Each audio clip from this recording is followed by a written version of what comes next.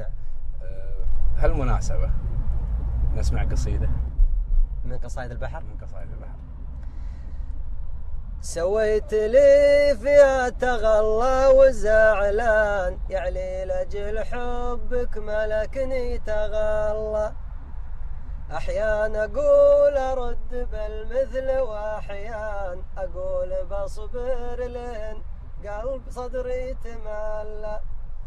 ذبحتني بالصد كله علشان تحرق لي أعصابي وفيني تسلى. تسعى على الفرقة معي قدر الإمكان، ودك عن أحبابك تروح وتخلى. ما تدري إنك نبض قلب ابن العتقان، سكنت وجدانه ونجمك تعلى.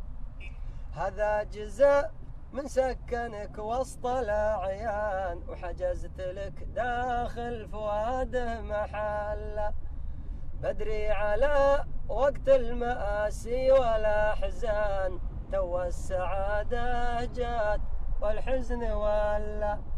احذر قبل اشكيك لحقوق الإنسان، وهناك ما ينفعك حاشا وكلا. سلامتك ابو نايف.